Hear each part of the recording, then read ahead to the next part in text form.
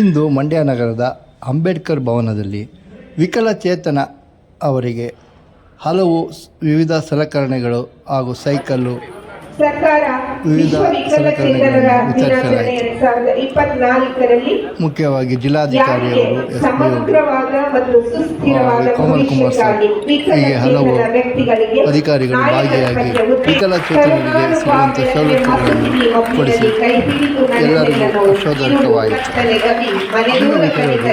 ಸದೃಢವಾಗಿ ಹಾಗೂ ಅವರೇ ಆದ ಒಂದು ವಿಶೇಷ ಚೇತನರಿಗೆ ಬದುಕುವ ರೀತಿಯಲ್ಲಿ ಎಲ್ಲರೂ ಒಗ್ಗಟ್ಟಾಗಿ ವಿಕಲಚೇತನರಿಗೆ ಸಹಾಯ ಮಾಡಬೇಕೆಂದು ನಿರಾಶ್ರಯರು ಮಾತನಾಡಿ ವಿಕಲಚೇತನರಿಗೆ ಧೈರ್ಯ ತುಂಬಿದರು. ನಾವು ವಿಕಲಚೇತನರೆಂದು ಹಿಂದೆ ಉಳಿಯಬಾರದು.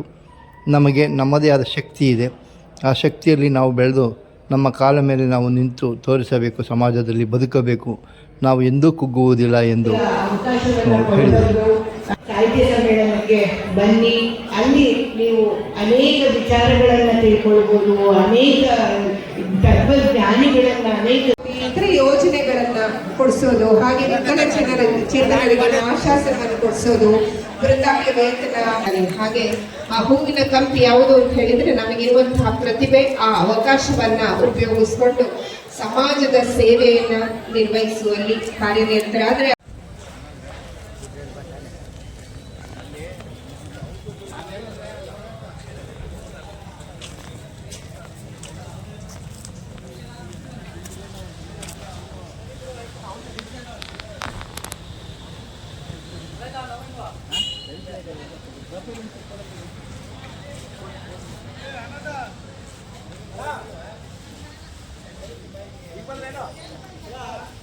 ಯಾರು ಇಲ್ಲ, ಇಲ್ಲೇ ಇರ್ತೀನಿ ತಗೊಂಡೆ.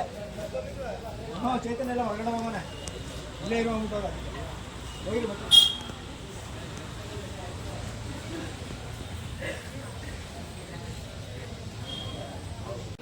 ಒಂದು ಅತ್ಯವಶ್ಯಕವಾದಂತಹ ಒಂದು ಸಂಗತಿ ಅಂತ ಹೇಳಬೇಕು.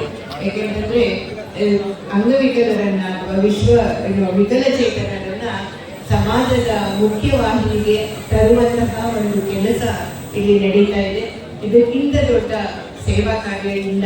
ಯಾಕೆಂತಂದ್ರೆ ನಾವೊಂದು 20-23 ವರ್ಷಗಳ ಕೆಳಗೆ ನಾವು ಕೆನಡಾದಲ್ಲಿ ಇದ್ವಿ, ಒಂದು 6 ವರ್ಷ. ಅವಾಗ ವಾಪಸ್ ಬಂದಾಗ ಇಲ್ಲಿ ಅಲ್ಲಿ ವಿಕಲಚೇತನರು ಸಾಕಷ್ಟು ಕಷ್ಟಪಟ್ಟಿರೋದನ್ನ ನಾವು ನೋಡ್ತಾ ಇದ್ವಿ.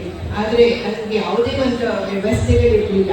ನನಗೆ ಅವಾಗ ತುಂಬ ಬೇಜಾರಾಗೋದು. ಕೆನಡಾದಲ್ಲಿ ಎಷ್ಟೊಂದು ವ್ಯವಸ್ಥೆ ಇದೆ, ಎಲ್ಲ ಕಡೆನೂ ಅವ್ರಿಗೂ ನಾವು ಕೆಲಸ ಕೊಟ್ಟಿದ್ದಾರೆ, ಆದರೆ ಇಲ್ಲಿ ಇಲ್ವಲ್ಲ ಅಂತ ಹೇಳಿ. ಅದು ಫಸ್ಟ್ ಬಂದ ತಕ್ಷಣ ನನಗೆ ಅನಿಸ್ತು, ಇಂಡಿಯಾದಲ್ಲಿ ಅಷ್ಟೊಂದು ವಿಕಲಚೇತನರು ಇಲ್ವೇನೋ, ಕೆನಡಾದಲ್ಲೇ ಜಾಸ್ತಿ ಇದ್ದಾರೇನೋ ಅಂತ ಅನಿಸ್ಬಿಡ್ತು.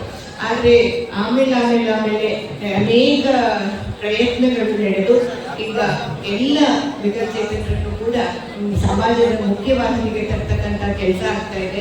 ನಿಜಕ್ಕೂ ಇಲ್ಲಿ ನೀವೆಲ್ಲರೂ ಬಂದು ಸೇರಿರೋದು ನೋಡಿ ನನಗೆ ತುಂಬ ಸಂತೋಷ ಆಗ್ತಿದೆ. ಏಕೆಂದರೆ ನಿಮ್ಮಲ್ಲೊಂದು ಅರಿವಿದೆ. ನನಗೆ ಏನೇ ಒಂದು ವಿಕಲಚೇತನ ಆಗಿದ್ರೂ ಕೂಡ ನಾನು ಸಮಾಜಕ್ಕೆ ಒಂದು ಒಳ್ಳೆಯ ಕೆಲಸವನ್ನು ಮಾಡುವಲ್ಲಿ, ಸಮಾಜದಲ್ಲಿ ನಾನು ಒಬ್ಬ ಉತ್ತಮ ವ್ಯಕ್ತಿಯಾಗಿ ನನ್ನ ಒಂದು ಇದನ್ನು ನಾನು ನೋಡ್ಕೊಳ್ಬಲ್ಲೆ, ನನ್ನ ಕಷ್ಟ ಸುಖವನ್ನು ನೋಡ್ಕೊಳ್ಬಲ್ಲೆ ಅನ್ನೋತಕ್ಕಂಥ ಒಂದು ಆರ್ಥಿಕ ಸ್ವಾವಲಂಬನೆ ನಿಮ್ಮಲ್ಲಿ ಬಂದಿದೆ. ಅದು ತುಂಬ ಮುಖ್ಯ. ಯಾಕಂದರೆ ಈ ಸಕ್ಕರೆಯಲ್ಲಿ ಏನೇನು ಥರ ಗೋಬೆ ಮಾಡಿದ್ರು ಅದು ಒಳಗಡೆ ಸಿಹಿ ಇರೋ ಹಾಗೆ ನಮ್ಮಲ್ಲಿ ಎಲ್ಲರೂ ಕೂಡ ಒಂದು ಅಂತಃಶಕ್ತಿ ಇದ್ದೇ ಇರುತ್ತೆ. ನಾವು ಪ್ರಯತ್ನ ಪಟ್ಟರೆ, ನಾವು ಛಲ ಹಿಡಿದ್ರೆ ನಾವು ಖಂಡಿತ ಎಂತೆಂಥ ಒಂದು ಮಜಲುಗಳನ್ನು ಮುಟ್ಟು ಬಂದ್ವಿ ಅಂತ ಅನಿಸುತ್ತೆ. ಇವತ್ತು ಈ ಒಂದು ಒಳ್ಳೆಯ ಅರಿವನ್ನು ಕೊಟ್ಟಿರ್ತಕ್ಕಂಥ ನಮ್ಮ ಈ ಒಂದು ಇಲಾಖೆಗೆ ನಾವು ಧನ್ಯವಾದವನ್ನು ಹೇಳಬೇಕು. ಜೊತೆಗೆ ಅನೇಕ ಸೇವಾ ಸಂಸ್ಥೆಗಳು ಕೂಡ ಇದರಲ್ಲಿ ಭಾಗವಹಿಸ್ತಾ ಇದೆ. ನನಗೆ ಇನ್ನೊಂದು ತುಂಬ ಸಂತೋಷ ಆಗಿದ್ದು ಈಗ ತಾನೇ ನಂದೀಶ್ ಅವರು ಹೇಳಿದ್ರು ಇಲ್ಲಿ ಏನಂದರೆ ನಮ್ಮ ಸಮ್ಮೇಳನದಲ್ಲಿ ಡಿಸೆಂಬರ್ 20, 21, 22 ಸಾಹಿತ್ಯ ಕನ್ನಡ ಅಖಿಲ ಭಾರತ ಕನ್ನಡ ಸಾಹಿತ್ಯ ಸಮ್ಮೇಳನ ನಡೀತಾ ಇದೆ.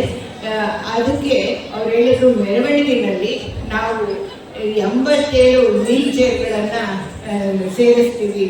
ವೀಲ್ ಚೇರ್ಗಳಲ್ಲಿ ನಮ್ಮ ಯುವಕರು ಬರ್ತಾರೆ, ಅದರಲ್ಲಿ ನಾವು ಮೆರವಣಿಗೆಯಲ್ಲಿ ಭಾಗವಹಿಸ್ತೀವಿ ಅಂತ ಹೇಳೋದು. ಅಂದರೆ ಕನ್ನಡ ಸಾಹಿತ್ಯ ಸಮ್ಮೇಳನದಲ್ಲಿ ನಾವು ಭಾಗವಹಿಸಬೇಕು ಅನ್ನೋ ಒಂದು ಆಸೆ ನಿಮ್ಮಲ್ಲಿ ಬಂದಿದೆ, ಭಾಗವಹಿಸಬಹುದು ಅನ್ನೋ ಒಂದು ಛಲ ನಿಮ್ಮಲ್ಲಿ ಬಂದಿದೆ.